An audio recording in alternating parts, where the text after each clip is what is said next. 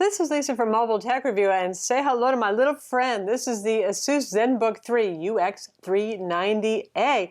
This is a 12.5-inch Windows Ultrabook that is, well, almost a 12-inch MacBook clone. And that's not really a bad thing because, well, the 12-inch MacBook is pretty cool, but Windows people were kind of left out cold there, especially because running Windows on Macs, you know, performance-wise, battery life-wise, isn't awesomeanious. This is the 12-inch MacBook, only better, that is unless you're a Mac head and have to have Mac OS X. You have things like full Intel Core i5 and i7 CPUs inside, up to 16 gigs of RAM, which is pretty impressive for an Ultrabook in general, and you can't even get a MacBook with 16 gigs of RAM. Fast SSDs and a really nice display. We're going to look at it now. So like most high-end ZenBooks, this thing has the swirled aluminum lid. It's gorgeous to look at, really well put together. It looks like a high-end piece. And at $1099 for the Core i5 with 8 gigs of RAM and a 256 gig SSD, and a really scary $1599 if you want the Core i7, 16 gigs of RAM and a 512 gig SSD, well, gosh, it should look good and be well put together. Ports, this is just like the 12-inch MacBook for better or worse, and I'm not going to beat it up too much because, you know what, number one, there's not a lot of room for ports here, and obviously, given the popularity of the 12-inch MacBook, people have been okay with making do with, one USB-C port right there. And that is a Gen 1 USB-C port, which means the same speed as USB Type A 3.0 ports have also. That part I'm not too impressed with. It would have been nice at least to see Gen 2, maybe even Thunderbolt 3 here. Hey, come on, you know, HP's been squeezing those ports into small machines, but small machines with 13-inch footprints. We'll talk about the competition a little bit later. Silver model over here, the Core i7 expensive model is royal blue, and they have the gold accents regardless of which color you get. The only thing that's not particularly well made, the logo here has some rough, sharp edges that will pick up lint and hair and stuff like that. This section's not as rough as this section. It almost feels like they could have pressed this further in, but that hasn't helped matters any. It has the same little cutout as the 12-inch MacBook and other laptops too to make it easier to open, and you can almost open it up with one hand. It's a little bit stiff, but you can try. And yes, on the other side there's a headphone jack. So we have the headphone jack as well. Now the more expensive model seems to come with a USB-C hub that has HDMI and a regular USB-A connector and pass-through USB-C for charging. Because that's important. Right here, one port, this also is where the charger plugs in, and what you can't do is use an external monitor and charge at the same time without it. Now our 1099 Core i5 model did not have the hub in the box. Boo-hoo. So I went ahead and got this one. This Techie, or however you say it, hub that's supposed to work with both MacBooks and Windows machines, and it has a USB pass-through port for charging. It didn't work with this ZenBook 3. It does work with the HP Spectre X360 latest generation. So go figure. It's still hit or miss with USB-C. It's kind of annoying, but these ports did work to get me USB and get me HDMI and all that sort of thing. Obviously, Asus's adapter does work.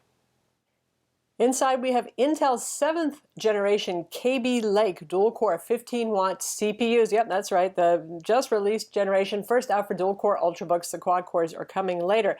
Doesn't represent much of a performance increase though, 2%, 3% about on benchmarks and so on, because Intel's been focusing on reducing heat and improving battery life and improving graphics. This has Intel HD 620 integrated graphics, and that's about 10% quicker than the outgoing Skylake, which is a pretty significant jump. You're still not going to be playing The Division on this. This is not a gaming laptop, duh, no kidding, right? But you'll get a little extra oomph in Photoshop, and if you're using Windows Movie Maker, even Premiere Pro on this. You could do this as a dual-core Ultrabook. It's not going to be as fast as having a quad-core powerful video editing machine with dedicated graphics, but it's a lot more powerful than the 12-inch MacBook with the Core M CPUs, obviously. Here, this is speakers. It has 4 speakers, 2 here, and there's 2 facing up, which we'll show you soon. And this is for ventilation on the sides over here. Torx T5 screws hold the lid, or the bottom lid cover down.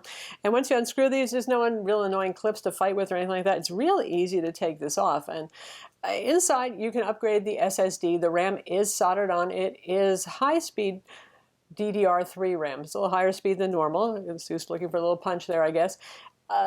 The SSD, here's an interesting thing. For our 1099 model, the 256 gig SSD, that has a SanDisk M2 SSD, and that's using SATA interface. It's not the faster one. If you get the decked out 1599 model with the Core i7 and a 512 gig SSD, you'll get a PCIe NVMe SSD that's considerably faster. But you can upgrade it yourself, and you can see what the internals look like. Also, the Wi-Fi card is socketed. Like I said, no RAM upgrades. You have access to the battery once you take the cover off. It's a 40 watt-hour battery, which is in line with some 13-inch Ultrabooks, which makes it kind of impressive in something that this small. So here's the part you've all been waiting for, the keyboard. How much does it stink, or does it stink at all? 0.8 millimeters of travel. Usually with laptops with decent travel, not super skinny laptops, you get 1.6 millimeters. The Dell XPS 13 has a short travel 1.3 millimeter keyboard. The 12-inch MacBook has a 0.5 millimeter keyboard, 0.8 right here. But you know what? I've never gotten used to that 12-inch MacBook keyboard. The butterfly action of the keys, I just have never been able to type on it. You may be different, and we all are. I type on a variety of keyboards pretty well, even weird early generation Surface Pro keyboards, but this one is pretty good. It's actually good. I like this better than the 12-inch MacBook. I couldn't buy a 12-inch MacBook for myself because I couldn't get used to the keyboard, and I obviously write a lot for Mobile Tech Review. For our written reviews, this one is not bad. It's not normal by any means, just because the travel is so short, but it's standard key design here. And these are backlit. There's 3 stages of backlighting. The backlights in white. Not the highest contrast here. You know, I would like this if the letters were a little blacker, but it works out. It's okay to type with. It's not that bad. And like the 12-inch MacBook, it goes edge to edge. So you have a pretty good expanse right here. FN to activate your multimedia keys. It's okay. The trackpad is actually really nice. It's very responsive, does 2-finger gestures. It's pretty roomy given how small this is. My only complaint is it's a very slippery, kind of glassy surface, so I feel like I have a little less control just because my finger goes wee across it, you know. Fingerprint scanner right here. It doesn't bother me. I know some people might be bothered by it, but I don't really mouse that high up on the trackpad. And obviously it's a buttonless trackpad. It has kind of just the right amount of click. You don't have to click too hard. It's not too easy to press. So overall, as ultra-thin machines go, this keyboard is actually surprisingly good, but it's not exactly normal feeling in terms of travel. So here it is beside its arch nemesis, our little Zenny here, as I like to call it, with the 12-inch MacBook. And MacBook is a little bit taller because different aspect ratio display, but other than that, real similar looking designs, aren't they? If you really like the way the MacBook looks, that isn't a bad thing. And of course, we have the butterfly keys that do actually move a little bit, but just very, very little. And the wonderful Mac trackpad here is a selling point. When it comes to the displays on both of these, Windows almost always goes with 16:9 widescreen aspect ratio. That's your standard movie aspect ratio and TV show these days. Macs are a little bit taller. They go for a little taller resolution. So part of the resolution difference between these has to do with the difference in the aspect ratio. The Mac is 1440 pixels high because, well, it's a taller display. This is your standard 1920 by 1080 IPS display on the ZenBook versus the 2304 by 1440. So, you know, pretty close now. They're both really lovely displays. ASUS really did a bang-up job with the display. If you look at both of these, you can see, you know, the MacBook has a really lovely looking display. The colors and the contrast on the ASUS are very good. It's one of those ones where you do the metrics on it. It does full sRGB, 75% of Adobe RGB, which is typical of high-end laptops. Contrast ratio is 790 to 1. And black level is good at about 0.45 at max brightness, and brightness is 330 nits. So the metrics look good, but sometimes they don't tell the whole deal. And that's probably in part because ASUS has a utility that actually boosts contrast and vividness for video without looking icky, cartoony. It has a lot of dynamic range. If you look at the variation here in the flower, from the very brightness in the center and how it kind of radiates out to the edges, that looks a lot nicer than a lot of other Windows laptops I've reviewed with similar metrics. So clearly they were going for the all out here.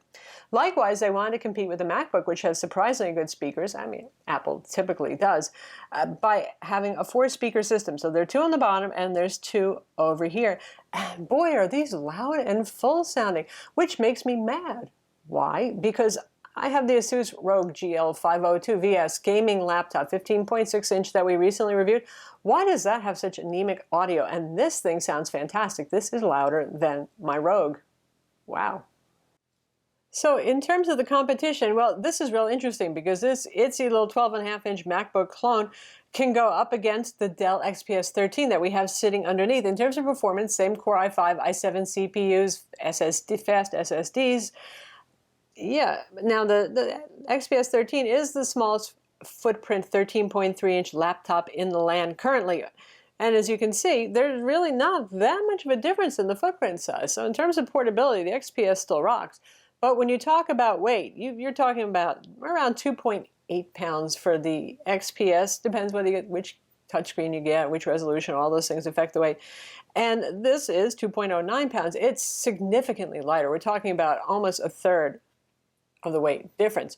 And also there's the thickness, which counters into portability too. So look at the difference in thickness. We're talking about 13.6 millimeters for the ZenBook 3, which is a half an inch just under, a little bit thinner than the MacBook actually. So it is a lot less in your bag, and particularly when you look at the back, because that's where the XPS 13 is the thickest, there's a significant difference. And when compared to 360-degree convertibles, which tend to be a little bit thicker and heavier in general, but aha, I'm teasing you here. Yes, this is coming up. This is the latest generation HP Spectre X360, the one that got a redesign. So the footprint is considerably smaller. It too actually isn't that much bigger, but you got a lot of difference over here going on. Now the Spectre weighs 2.8 pounds, so it's still significantly heavier. And the thickness, the Spectre got even thinner. But you can see the difference there still. Our little teeny Zenny is going to be the skinny guy on the block. So how about battery life? That's often the gotcha, with these really skinny laptops. Like the HP Spectre, not the X360, just the skinny Spectre, 13.3 inch. It has some room for battery, but the battery life on that didn't meet HP's claims. It's meh, With the Dell XPS 13, it really depends on which model you get. If you go for the non-touchscreen 1080p display, you'll get really good battery life. If you get that QHD Plus touchscreen, you won't get such fantastic battery life. Well, all that said, this has a 40 watt-hour battery, like I mentioned, and that's at the lower end of actually standard 13-inch Ultrabook capacity, and it has really surprised us. Maybe it's the Kaby Lake improvements to battery life and power consumption, because this one's been averaging me about 7.5 to 8 hours of use for productivity. This is not for video editing or playing 3D games or anything like that. That's just productivity work with brightness set to a very ample 35%, because we try to get it around 150 nits or so to equalize among laptops. Charger, very compact, a decent amount of cord. ASUS used to have really short cords. It's getting a little bit better. It's a compact charger. These prongs do not fold though, so they're going to stick out in your bag.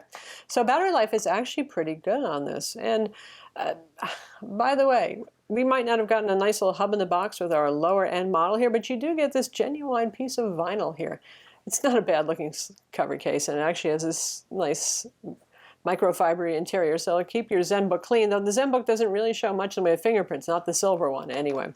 The midnight blue one, yeah, that one does show fingerprints, and that one comes with a dark sleeve, so don't worry, you're not going to be like rocking vinyl tan with your classy royal blue ZenBook. So how about heat and how about noise? When this is plugged in, when this is charging, the charger, you'll hear the fan on. Now, it's a pretty small fan, so it's not going to be something that's going to fill a room with noise, but you'll hear it going when it's charging. If you're just using it for productivity work and you're not charging it, the fan is silent. You don't hear it. If you're streaming video, you don't hear it. If you're working it pretty hard, the bottom will not get hot. There's really nothing to say here, nothing to see here. This is the warm zone right over here, which would fall between your legs.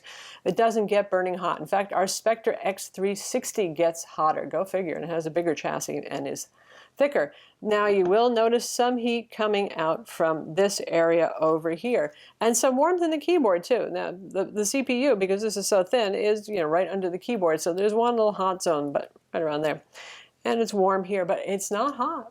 And it's not loud unless you're charging it. So all in all, that's pretty much a win too for something that's thin and light. ASUS really did a good job here.